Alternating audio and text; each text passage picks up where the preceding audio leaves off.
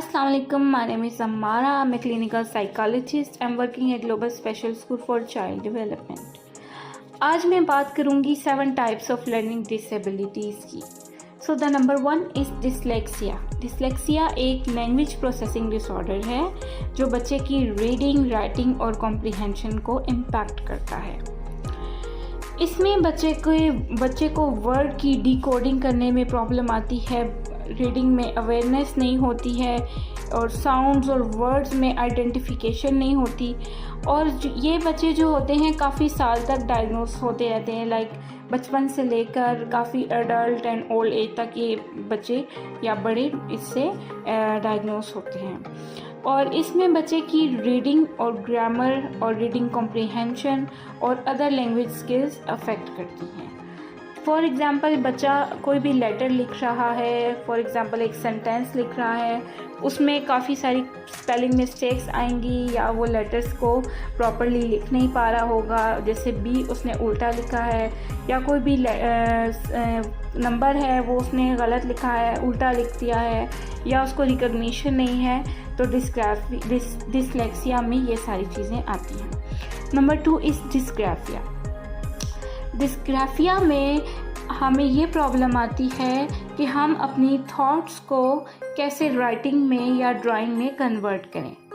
For example हमारे mind में एक स्केच आ रहा है ट्री का, तो हम उसको प्रॉपरली बना नहीं सकेंगे जो हमारे माइंड में स्केच आ रहा है। से हमारे माइंड में एक स्टोरी आती है और हम उसको लिख नहीं पाते। या किसी भी जिस बच्चे को भी या जिस भी अडल्ट को डिस्ग्राफिया का इशू है, वो अपनी थॉट्स को, अपनी इमोशंस को राइटिंग में एक्सप्लेन नहीं कर पाएगा। और इसमें पुअर हैंड राइटिंग भी काउंट होती है। इसमें बच्चे की स्पेलिंग मिस्टेक्स भी आती हैं, ग्रामर की भी मिस्टेक्स आती हैं, वोकेबलरी की भी मिस्टेक्स आती हैं, क्रिटिकल थिंकिंग और मेमोरी भी अफेक्ट होती है इसमें। और लेटर्स में कहाँ कहाँ स्पेस देनी है और कौन सा लेटर बड़ा लिख दिया है, कौन सा छोटा लिख दिया है, एक सीक्वेंस में नहीं लिखा, ये इन सारी चीज़ों में बच्चे को ट्रबल होती है।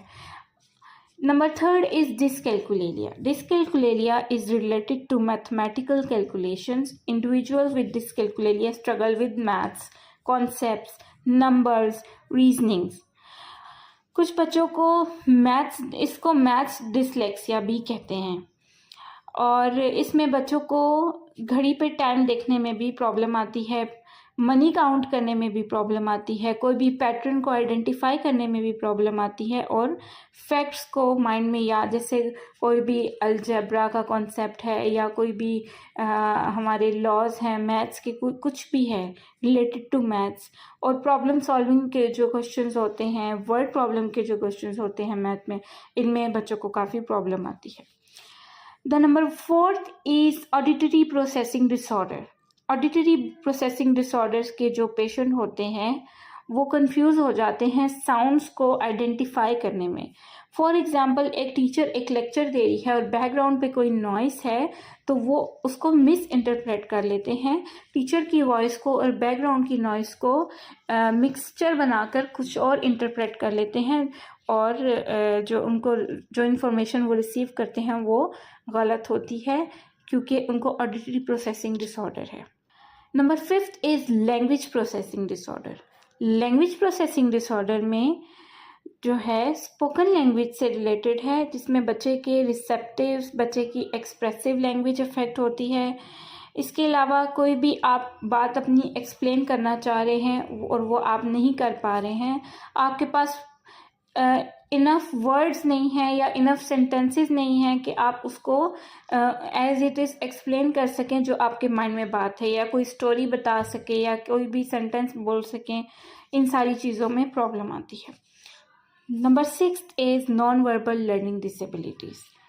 नॉन वर्बल लर्निंग डिसेबिलिटीज़ में बच्चा जो है नॉन वर्बल क्यूज़ को नहीं समझ पाता और बॉडी लैंग्वेज को अंडरस्टैंड नहीं कर पाता, फेशियल एक्सप्रेशंस को बच्चा अंडरस्टैंड नहीं कर पाता। बच्चा या अडल्ट जिसको भी नॉन वर्बल लर्निंग डिसेबिलिटी है उसको ये सारे इश्यूज आ सकते हैं।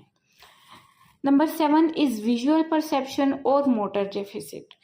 इसमें बच्चे की pencil holding, gripping, hand eye coordination poor होती है, होल्डिंग और ग्रिपिंग नहीं होती है, क्रेयॉन्स ग्रिपिंग, ग्लू को कैसे यूज़ करना है, सीजर्स को कैसे यूज़ करना है, fine motor skills, gross motor skills, ये सारी चीज़ें अफेक्ट होती हैं। इसके अलावा बच्चे जो है ये कंफ्यूज हो जाते हैं लेटर्स में और इनको मुश्किल पेश आती है अपने इर्द गिर्द सराउंडिंग्स में। कहीं पे उन्होंने मूव करना है, कहीं से उन्होंने टर्न लेना है, स्टेयर्स का जैसे कॉन्सेप्ट है अप डाउन का, इन उसमें कंफ्यूज हो जाते हैं या वो उसको प्रॉपरली अंडरस्टैंड या कम्युनिकेट नहीं कर पाते।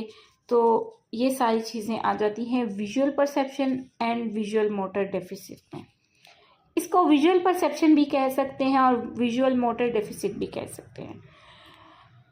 तो ये था मेरा आज का टॉपिक, और इन सब जितने भी ये डिसऑर्डर्स हैं इनका ट्रीटमेंट मौजूद है। ऐसा नहीं है कि इनका कोई ट्रीटमेंट नहीं है, they are treatable but it takes long time to manage and treat. I hope आज का मेरा आपको टॉपिक समझ आया होगा। नेक्स्ट टॉपिक में मैं इंशाल्लाह किसी नई इन्फॉर्मेशन के साथ आऊँगी। अपना ख्याल रखिएगा। अल्लाह हाफिज़।